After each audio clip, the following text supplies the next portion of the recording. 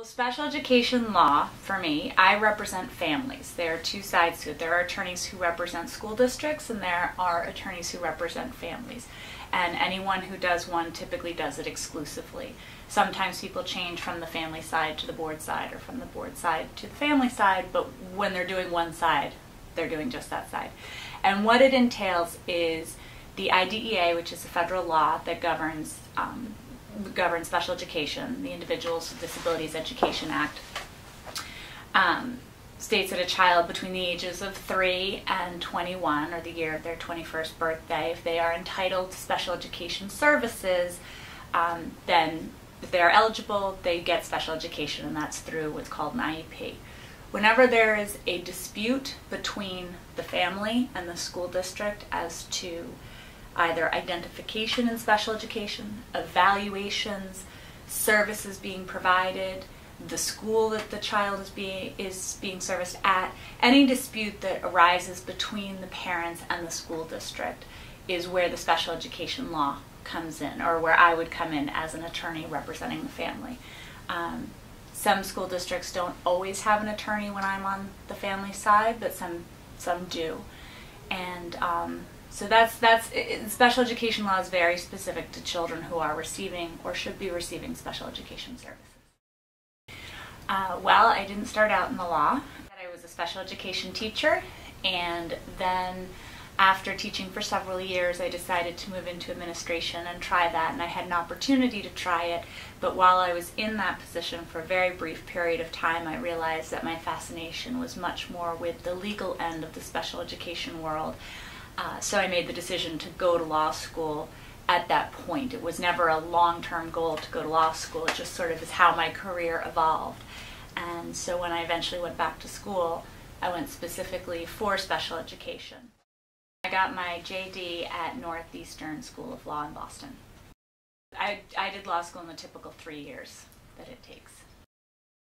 Well, for me personally, I have an undergraduate degree in psychology, and I have a master's in education, and I taught for several years, and I had the opportunity to sit in the position of an administrator for a period of time. So all of that background in special education, not just in the area of special education and the understanding of disabilities, which for my area of law is key. It's not just understanding the law. You have to understand disabilities, you have to understand best practices, you have to have an understanding of how a school works.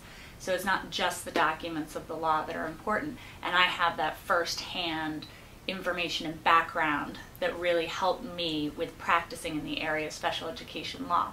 That being said, I don't think that those are necessary. A number of colleagues of mine who are special education attorneys have either come to this area of the law because they were teachers once. Some of them are attorneys who have a child with disabilities, and that introduced them to this area of the law. Some, because that's what their mother or father did, and so that's how they know about it. Some people are in this area and have only learned about special education through the legal component.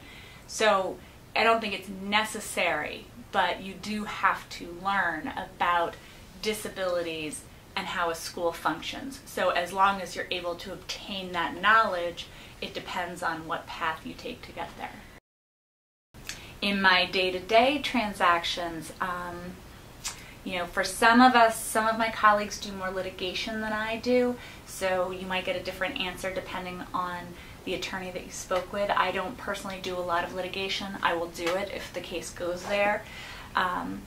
But I think communication with parents is key, letting them understand that you know where they're coming from, but also being able to separate yourself from the cases that you represent. And a lot of times when a parent comes to me, they are either still reeling from a diagnosis that they just got about their child, or they have been fighting with their school district so long that they are just wiped out, and there are a lot of in-betweens. But in many cases, you're dealing with parents and families who are in a very personal, emotional, vulnerable state, and you have to understand that, and you have to be empathetic to it. But if you can't separate yourself from that, you'll burn out very quickly, because a lot of times you're hearing very sad stories, and you need to be able to separate that from your life, or you will become, if you become over-involved, you will burn out too quickly. So that's a hard line. It's a thin line to have to walk. I think special education law is a fabulous area of the law. It is always changing. Every case is different, and it is an area that is not well known enough for parents or anyone really. And I think that we need a lot more advocates and attorneys in this area. So I would encourage or welcome anyone who is considering an area of the law to consider it.